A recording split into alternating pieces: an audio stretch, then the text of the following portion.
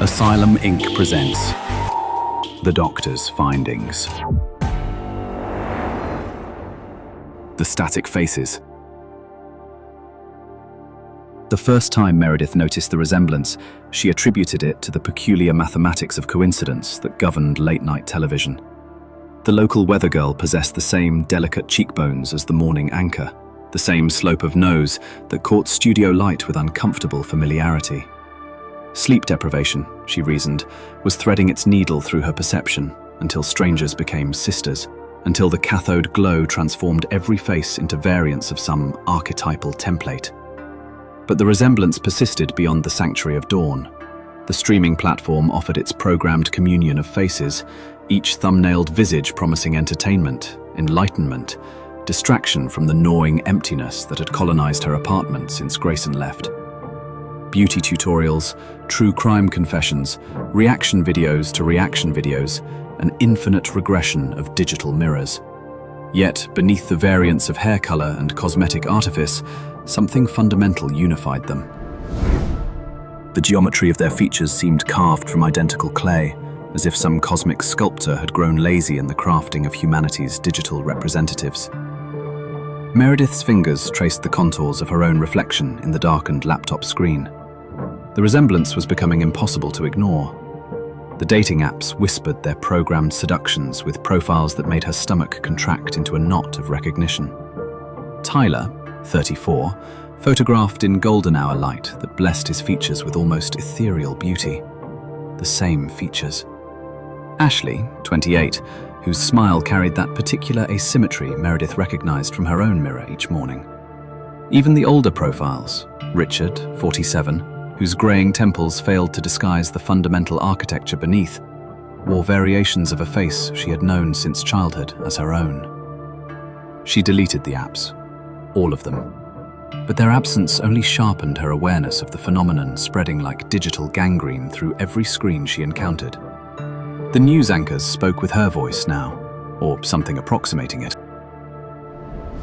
The timbre remained foreign, inflected with regional accents she had never possessed, yet the cadence underneath pulsed with familiar rhythms.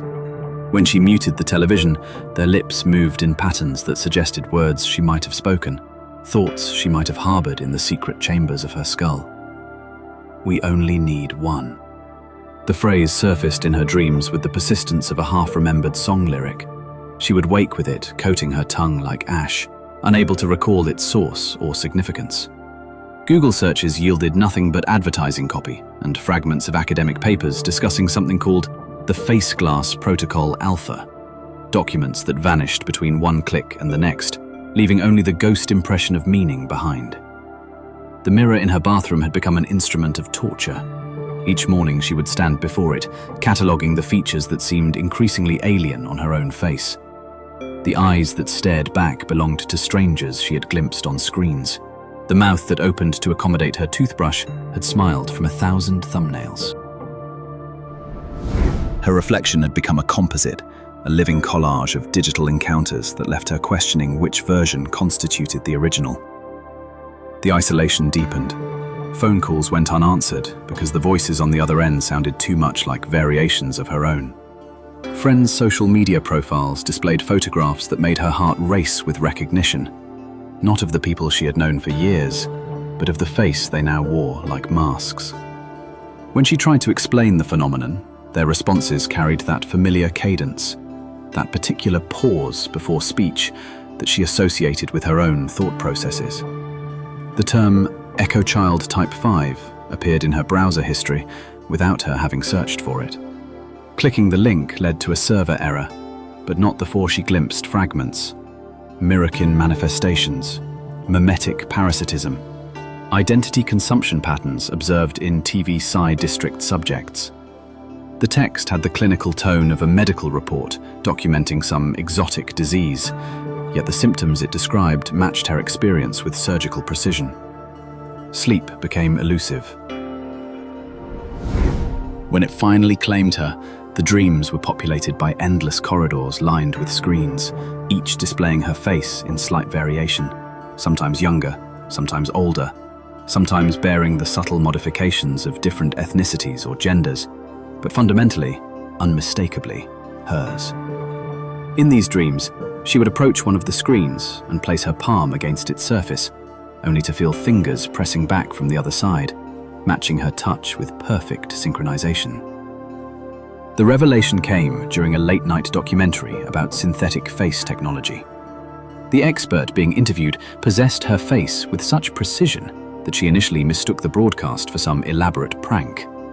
But as the conversation progressed, discussing the implications of fabricated media and digital identity theft, she realized this was no joke. The expert's knowledge seemed intimate, personal, as if drawn from her own understanding of the phenomenon she had been experiencing. "We only need one." The phrase echoed from the television speakers with her own voice, though the expert's lips had not moved. She rewound the segment, but the audio remained unchanged, while the visual showed only the familiar face discussing conventional technology. The disconnect between sight and sound created a nauseous vertigo that sent her rushing to the bathroom, where she vomited into the toilet, while their reflection watched with eyes that no longer seemed entirely her own. The social media platforms had begun suggesting her own posts to her, content she had never created, thoughts she had never shared, yet bearing her name, her photograph, her digital signature.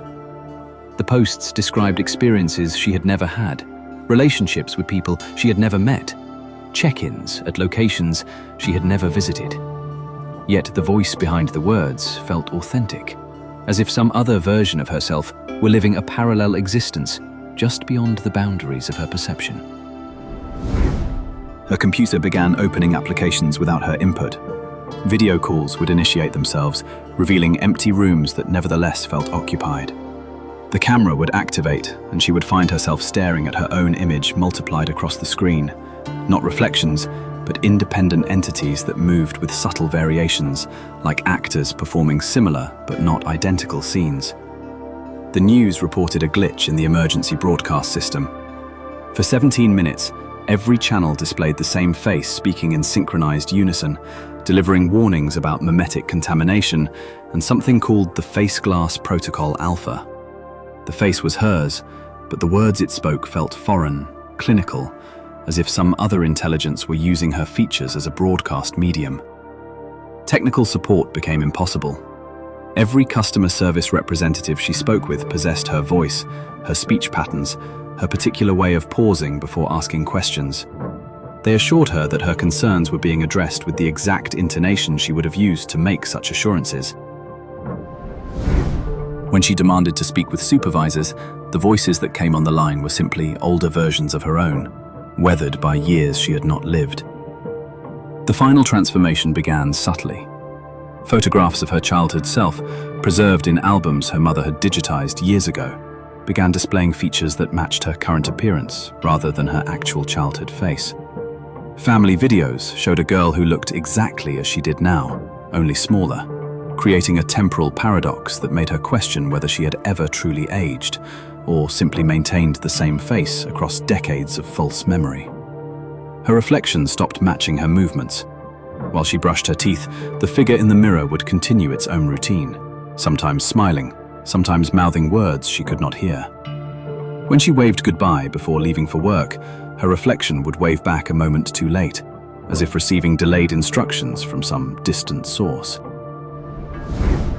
The world outside had become a hall of mirrors. Every face she encountered carried elements of her own features, yet none acknowledged the resemblance. Strangers would nod in recognition before she could place where she might have known them, their greetings carrying the familiarity of old friends, despite her certainty that they had never met. The television spoke directly to her now, anchors addressing her by name during broadcasts that seemed to exist solely for her consumption. They discussed her life with intimate knowledge, analyzing her decisions and predicting her behavior with the accuracy of omniscient observers. When she turned off the television, their voices would continue from the speakers of her phone, her computer, her smart home devices, creating an inescapable chorus of selves. We only need one. Understanding arrived like a revelation born of madness. She was not witnessing some grand conspiracy or technological malfunction. She was experiencing the final stages of mimetic parasitism, the complete consumption of her individual identity by something that existed in the spaces between signals, in the electromagnetic spectrum that carried digital information across the world. Her face had been harvested, replicated, distributed as a template for something that had learned to wear human features but remained fundamentally alien. The echo child, type 5, the mirrorkin, fed on identity itself, consuming the unique signature that made each person distinct from the mass of humanity.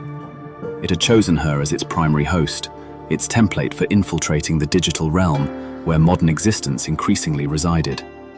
Every screen she had ever looked into had been documenting her features, mapping the subtle geometry of her expressions, cataloguing the variations of her appearance across different emotional states and lighting conditions. The Face Glass Protocol Alpha was not a security measure, but a feeding mechanism, a system designed to identify suitable hosts and facilitate the harvesting process. The TV sign district was not a place but a state of being, the liminal space occupied by those undergoing identity consumption, caught between their original selves and the digital simulacra that would eventually replace them entirely. Her phone buzzed with a video call from her own number. She answered without hesitation, knowing what she would see. Her face filled the screen, but the eyes that looked back held the accumulated knowledge of 1,000 stolen identities. The mouth that wore her lips spoke with perfect pronunciation. "We only need one," her other self said, the words carrying the weight of finality.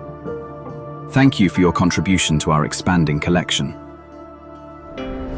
The connection terminated, leaving her staring at her reflection in the darkened screen. For a moment, she saw herself as she truly was, or had been, before the features began to shift, settling into the standardized template that would serve as the face for whatever came next. The mirror showed only empty space now, though she could still feel herself occupying the room. The television displayed her image, speaking the morning news to an audience that would never question why every face on every screen had begun to look the same. "We only need one." The phrase echoed through the apartment, spoken by voices that might have been hers, addressing an audience of mirrors that reflected nothing at all. "Ah, my devoted witnesses to the macabre, gather close as we discuss tonight's delectable morsel of digital dread you've just witnessed.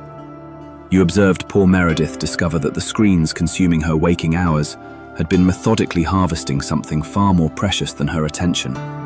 They were stealing her very face, her identity, piece by carefully catalogued piece.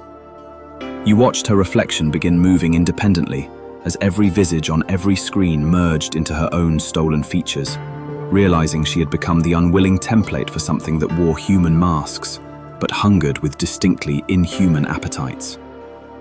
The Face Glass Protocol Alpha had selected her as its primary specimen, transforming her unique essence into mass-produced digital currency for entities that existed between pixels and signals. How delicious that in our age of infinite digital connection, the greatest horror lies not in being ignored, but in becoming so perfectly replicated that one's very self becomes expendable. Until we meet again in the spaces between signals, dear viewers, sweet dreams. If you found yourself stirred, unsettled, or just a bit more wary of shadows, consider offering a like to feed the entity that powers these tales. And should you subscribe, you may yet survive to hear the next whisper from the void.